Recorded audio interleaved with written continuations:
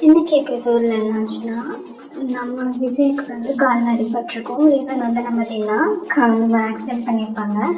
அப்போ நான் ஒரு வேர்ல்டு கிளாஸ் டிரைவர், அதுக்கப்புறம் ஸ்மூத்தாக போகும் அப்படிலாம் சொல்லி அப்படின்னு சொல்லிட்டு கலாச்சிட்ருப்பாங்க. அப்புறம் உன் வண்டி ஒரு ஓட்ட வண்டின்னு சொல்லும்போது ஏன் வண்டியை பற்றி பேசாதீங்க அப்படின்னு சொல்லிட்டு ரீனா ஒரு க்யூட் எக்ஸ்பிரஷன் கொடுப்பாங்க.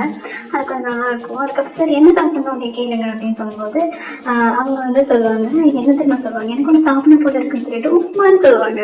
உப்புமாவா அப்படின்னு சொல்லிட்டு ரீனாவும் அர்ஜுனோட எக்ஸ்பிரஷன் ரொம்ப டிஃப்ரெண்ட்டாக போகும். யாருக்கும் பிடிக்காதுல்ல.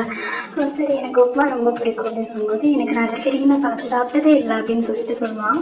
அப்போ ரீனா உப்புமா கொடுக்கும்போது விஜயோட எக்ஸ்பிரஷன் பார்க்கணுமே சூப்பராக இருக்குது அப்படின்னு சொல்லிட்டு கொடுப்பாங்க. அதுக்கப்புறம் உடனே ரதியோட அப்பாவோட பேசுவாங்க, எனக்கு ரீனா என்னை விட்டு போகாத பயமாக இருக்குது, விஜய் கூட க்ளோஸாக ரீனா என்னை விட்டு தூரமாக போகிற மாதிரி ஒரு ஃபீலாக இருக்குது அப்படின்னு சொல்லிட்டு ஒரு எமோஷனல் சீனை காமிச்சிருப்பாங்க. அதுக்கு நம்ம ரதியோட அப்பா சொல்லியிருக்காங்க, ரீனா எப்போவும் என்னை விட்டு போக மாட்டான்னு பயப்படாத, எப்போவுமே ரீனா உன் கூட தான் இருப்பாள், விஜய்க்கு எப்போவுமே இது விஷயம் தெரியாது அப்படின்னு சொல்லிட்டு அவளுக்கு ஆறுதலாக சொல்லுவாங்க.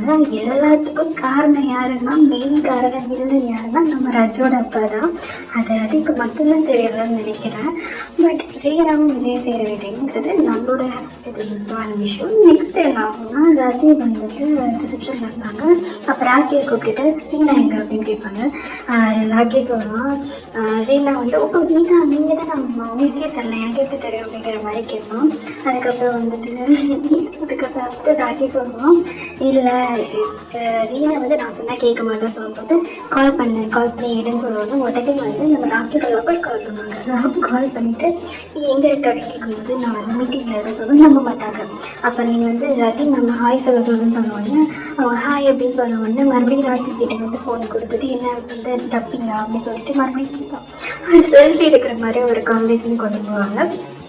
அப்போ ரதி கூட ராக்கி ஒரு செல்ஃபி எடுத்துக்கோன்னு அதை அனுப்பும்போது அப்போ ஷிவல் அக்செப்ட் ஆகிற மாதிரி இருக்கும். அதுக்கப்புறம் ரீனா எங்கே வருவாளா வரமாட்டாளா அப்படிங்கிற மாதிரி கேட்பாங்க. அப்போ சரி எனக்கு தெரியாது, ஆனால் அவங்க 2 பேரையும் வச்சு ரொம்ப சம்மனுக்கு கஷ்டம் அப்படிங்கிற மாதிரி ராக்கி காமெடி பண்ணிட்டு இருப்பாங்க. நம்ம ரீனா அண்ட் விஜய் வீட்டுக்கு வந்திருப்பாங்க. சரி நீங்கள் ஏன் தனியாக இருக்கீங்க, அது மட்டும் இல்லாமல் அப்படின்னு சொல்லிட்டு கொஷின் கேட்பாங்க. அதுக்கு நம்ம விஜய் சாப்பிடும்போது அப்போ ரீனா ஸ்கூல் ஃபோட்டோ பார்ப்பாங்க. அப்போ அவங்க கேர்ள் ஃப்ரெண்டான்னு சொல்லிட்டு ரீனா யாரை காமிப்பாங்க, ரதியை காமிப்பாங்க. உடனே விஜய் அப்போ பேர் ஸ்ருதி அப்படின்னு சொல்லிட்டு மனுப்பிடுவாங்க. ரீனாக்கு அவங்க அம்மாவோட சைல்ட்ஹுட் ஃபோட்டோ தெரில. அப்போ ராக்கி கால் பண்ணி உங்கள் அம்மா கால் பண்ணி கூப்பிட்றாங்க, சீக்கிரம் பாடி அப்படின்னு சொல்லிட்டு அவங்க கூப்பிடுவான். உடனே ரீனா கிளம்பி போவாங்க. அதுக்கப்புறம் இன்னொன்று கண்டிப்பாக உங்கள் எல்லாரும் கதையை கேட்பேன்னு சொல்லிட்டு போயிடுவாங்க. அப்போ பார்த்தா நம்ம ராக்கி நீங்களும் போட்டுட்டு புஷ்அப் பண்ணிட்டு இருப்பான். ஏன்னா நம்ம ரதி மேம் சொல்லியிருப்பாங்க, ரீனா வர்ற வரைக்கும் நீ பனிஷ்மெண்ட் அப்படி சொல்லியிருப்பாங்க.